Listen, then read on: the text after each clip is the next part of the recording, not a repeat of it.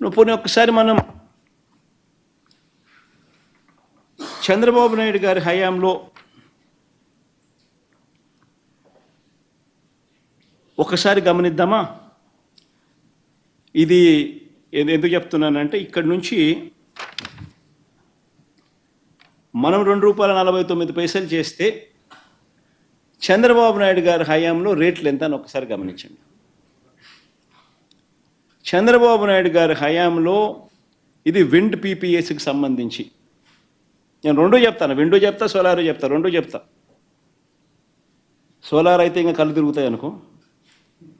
చంద్రబాబు నాయుడు గారు చేసుకున్న పీపీఎలకు సంబంధించి చూస్తే, విండ్కి సంబంధించి ఒకసారి చూస్తే 2014 నుంచి 2019 చంద్రబాబు నాయుడు గారి హయాంలో ఆయన 3,500 మెగావాట్లకు ఆయన పీపీఎల్ చేసుకున్నాడు. 133 పీపీఎల్ చేశాడు. 3,494 మెగా. శంకర్ గారు ఫుడ్ కార్ట్ బిజినెస్ చేస్తూ నెలకి 1,00,000 వరకు సంపాదిస్తున్నారు. మీరు వీరి నుండి ఈ బిజినెస్ గురించి నేర్చుకోవాలా?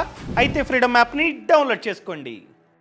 మెగావాట్లకు ఆయన చేసిన ఈ పీపీఎల్ గమనిస్తే విండ్కి సంబంధించి ₹4.84 నుంచి ₹4.83 కూడా వచ్చింది. 2014లో మాత్రం ₹4.70. విండ్కి సంబంధించి పీపీఏ. పోనీ సోలార్కి సంబంధించి ఒకసారి చూద్దాం. సోలార్కి సంబంధించి 2,500 మెగావాట్లు ఆయన హయాంలో 2014 నుంచి 19 మధ్యలో ఆయన చేసుకున్న పీపీఎల్.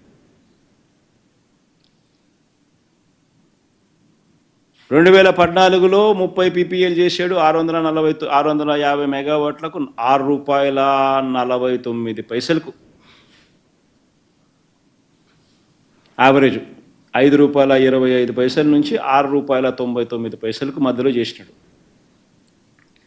2015లో ₹5.96 చేసినాడు, మరో 250 మెగావాట్లు. మళ్ళీ ఆ తర్వాత 2016లో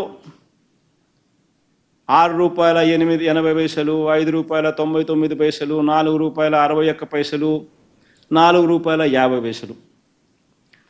ఆయన సోలార్ యావరేజ్ ఎంత అని చెప్పి చూస్తే ₹5.90.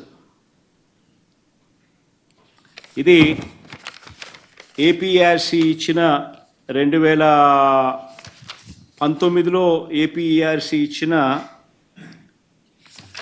టారిఫ్ ఆర్డర్ చూస్తే 2019 నుంచి 2019-20 2019-20 టారిఫ్ ఆర్డర్ చూస్తే Andhra Pradesh APERC electricity regulatory authority విడుదల చేసిన టారిఫ్ ఆర్డర్ చూస్తే wind power average Chandrababu Naidu గారి హయాంలో ₹4.63 అయితే solar project average ₹5.90 per unit.